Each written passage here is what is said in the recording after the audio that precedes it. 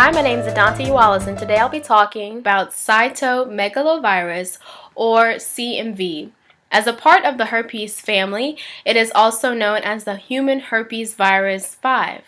It is a contagious infection that is transmitted through bodily fluids. Even close proximity to coughs and sneezes can contract the virus. According to the CDC, the Center for Disease Control and Prevention in Atlanta, between 50% and 80% of all adults in the USA are infected. The World Health Organization estimates that about 40% of all adults worldwide are infected, as indicated by the presence of antibodies in the general population. So how is it caused? CMV is transmitted, like I said, through bodily fluids. So there are three ways that it can be caused. The first, it can be acquired. The second, it can be recurring. And the third, it is congenital. Acquired CMV is the initial contraction. It is contracted through bodily fluids such as saliva, semen, urine, blood, breast milk, vaginal secretions. Medical News Today says that most humans become infected during childhood. Daycare centers, nurseries, and places where children are in close contact with each other are common environments. But no worries, by this time in their ages, their immune systems can handle it.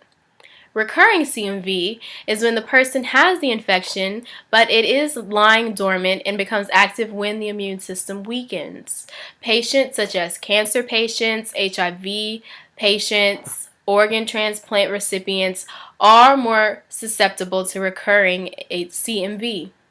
Congenital CMV happens during childbirth.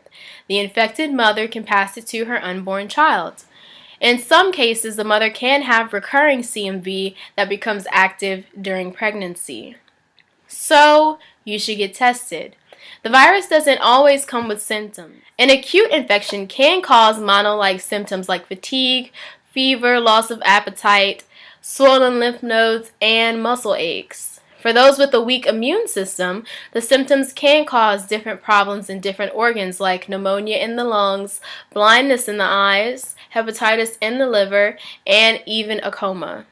In babies, the infection can be seen as jaundice, low weight, enlarged liver and spleen, and even involve seizures. So how do you know it's there? If it's dormant, the antibodies can be in the body for years, so a blood test can determine if they are there. If it is active, it can be detected in bodily fluids through a culture. So to determine if your baby is infected, you can either go through amniocentesis, where they pull from the fluid in your embryonic sac, or after the baby is born within the first 3 weeks of their life.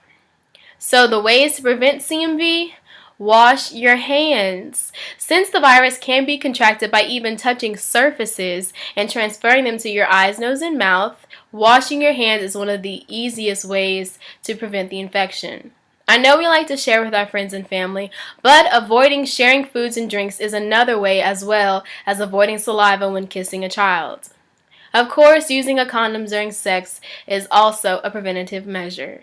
There is no vaccine available to treat CMV yet. For healthy people with the disease, a treatment isn't necessary, but for those with weakened immune systems, there are antiviral medications such as Cytovine, Valcyte, Foscavir, and Vistide.